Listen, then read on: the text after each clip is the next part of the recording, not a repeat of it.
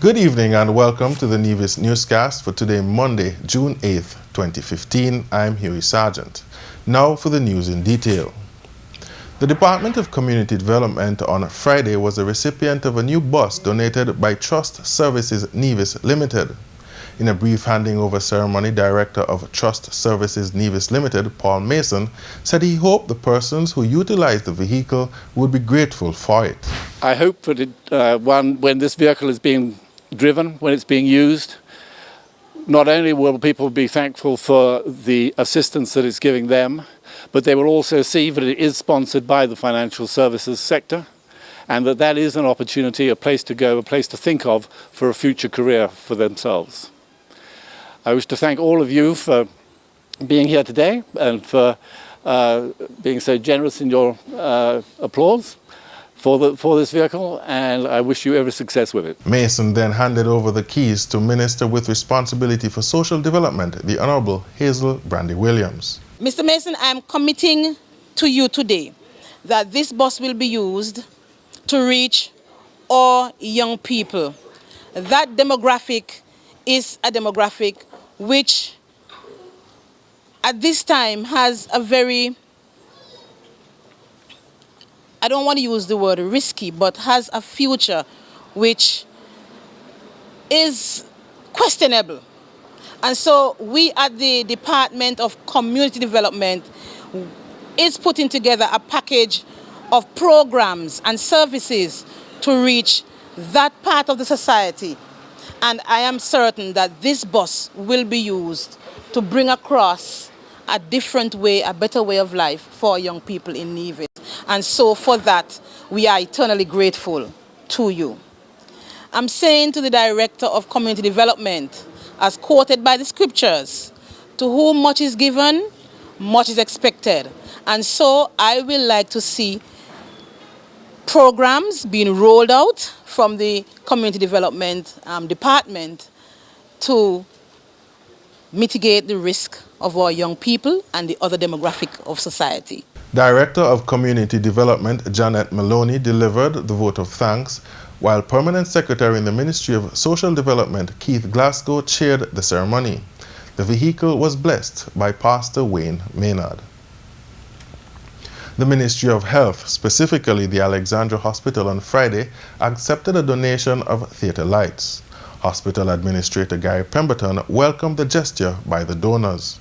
This donation is also important from a budgetary standpoint because it means that it is one less item that we'll have to make budgetary allowance for in these difficult financial times when we have to maximize the use of our financial resources. In making the presentation to Minister of Health, the Honourable Mark Brantley, President of the Medical University of the Americas MUA Student Government, said he was pleased with the opportunity to be able to give back on behalf of the student population in their host community. I think it started about a year ago. At this point of time, I'm obliged to thank all the past presidents of the student government. They've put in a lot of work. We raised quite a bit of money and the community came together, and I think that's what's important at this point of time. We all come as strangers to Nevis, but I think we are part of Nevis by the time we leave, and this is a small little contribution from our side. Supporting the students at the ceremony was Dr. Ralph Crum, Associate Dean of Basic Sciences at the MUA. He congratulated the students for the initiative. I think it's tremendously important that they participate in fundraising and in giving back to our host community. I think it does a lot for the relationship between the schools and the community and the government, and I'm very proud of them. And I think that, having been a retired surgeon, I can certainly appreciate the value of the lighting in the operating room. Medical Chief of Staff Dr. John Essien thanked the MUA for the timely donation. Having these state-of-the-art operating theater lights will definitely help us in providing the best care possible to our patients. And on behalf of the operating room staff, the surgeons, and myself, I want to thank you once more for your help. And we know there was a lot of effort that went into getting these lights, of which there are two sets for our two main operating rooms. The Honourable Mark Brantley used the opportunity to record his profound thanks to the institution for the support it has given to the island over the years. The MUA has just contributed so much to the island of Nevis, whether it's in terms of the mere presence of the university, the individuals who rent homes and rent apartments and drive cars and shop in our supermarkets and use all the utilities and all the available opportunities, and indeed sometimes use the very hospital that you've donated to.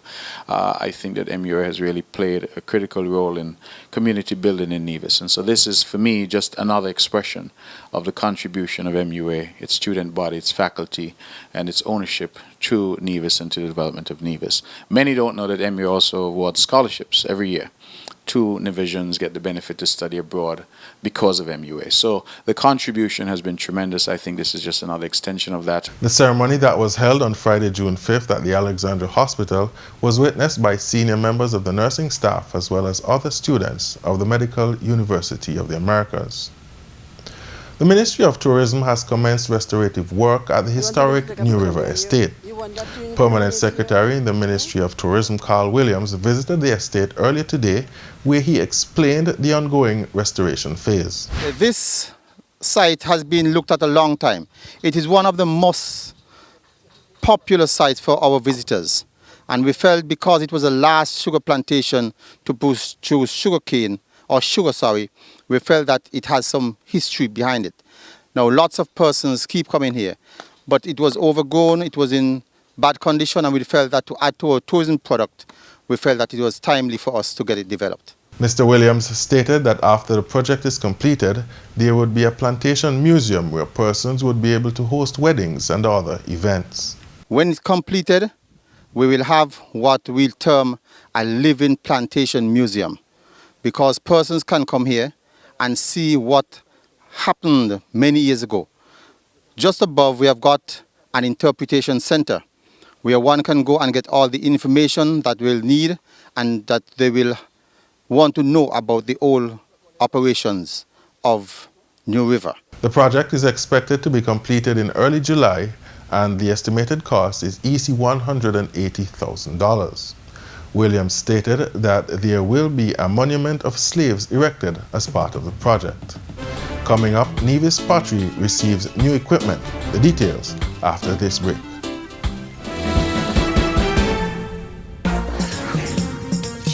Don't you dare miss the launch of the Cultural 41 Senior Pageant Contestants at the A.L. Evelyn Building Apron, Main Street, Charleston on Friday, 12th June at 4:30 p.m.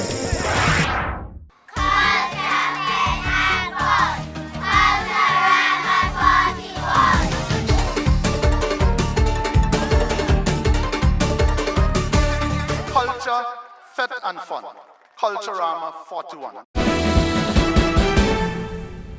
Welcome back. Today, Monday, the Department of Agriculture, Fisheries and Cooperatives hosted an opening ceremony where they spoke about the acquisition of a new electrical kiln for a pottery making workshop to begin on Saturday, June 13th at the Newcastle Pottery. While delivering remarks, Supervisor of Cooperatives Jolyn Myers-O'Gara explained the uses of the electrical kiln and outlined the environmental benefits of acquiring the equipment. Potters use an outside oven to bake their clay. This procedure results in the production of smoke that contributes to increased carbon production.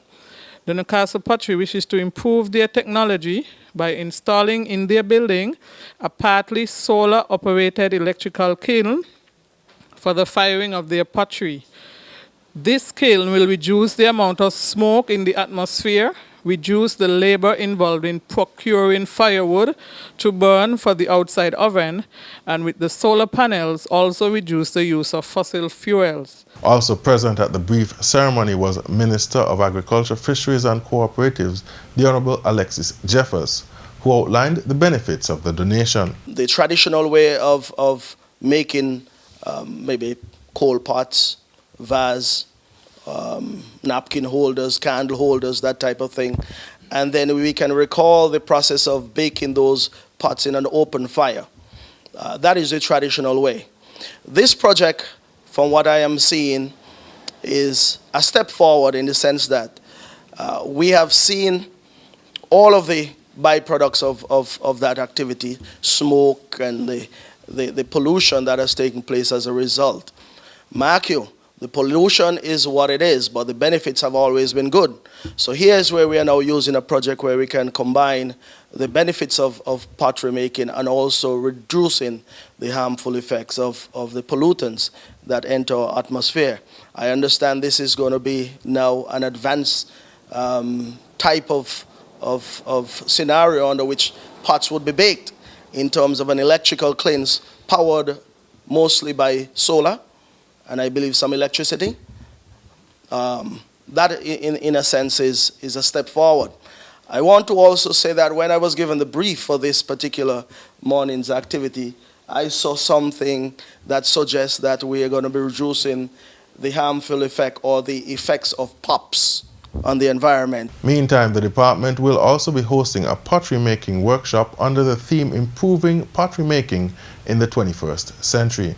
With the advent of technology came the gas and electric stove, plastic flower pots, cheap factory-made ornaments, and inexpensive aluminum pots. As a result, the pottery making art is dying in Nevis. That is why the Department of Cooperatives is embarking on this pottery making workshop to keep not only our culture and art alive, but because we see it as a profitable business opportunity and livelihood skill.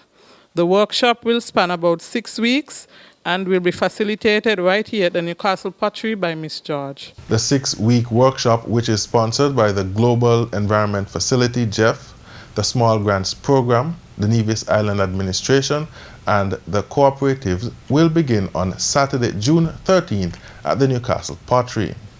Chairing the ceremony was Permanent Secretary in the Ministry of Agriculture, Eric Evelyn, while GEF SGP Representative Eilis Watts and Manager of the Newcastle Pottery, Almina Cornelius, gave brief remarks.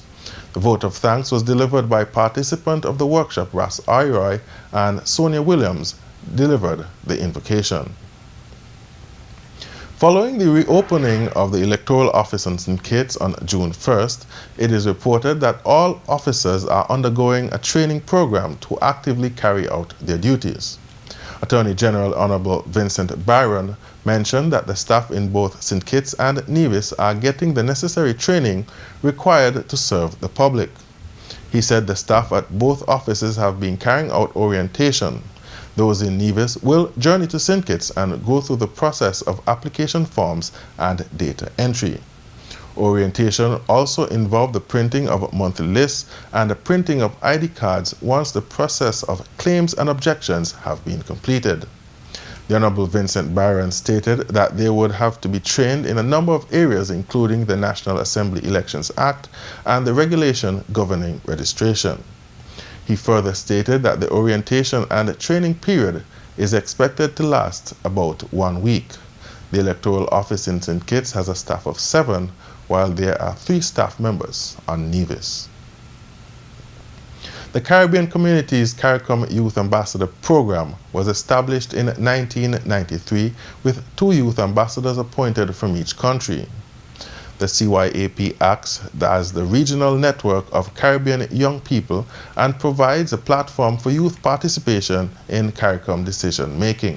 The Department of Youth Empowerment in St. Kitts is now accepting applications for the CARICOM Youth Ambassadorship. They are searching for CARICOM Youth Ambassador Male, the CARICOM Youth Ambassador Female, the CARICOM Youth Ambassador Female Alternate, the CARICOM Youth Ambassador Male Alternate.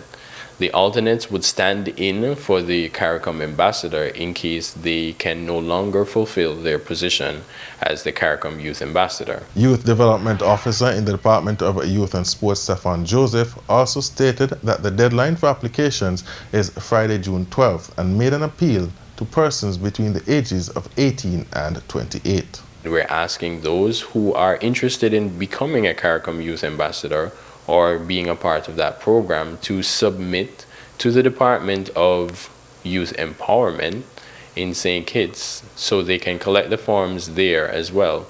The Department of Youth and Sports will also assist in any way possible in getting the information to and from the Department of Youth Empowerment in St. Kitts.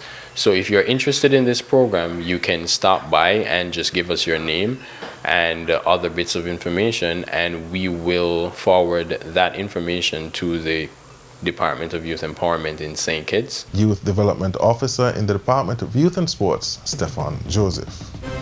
And that's it for the Nevis Newscast for this evening.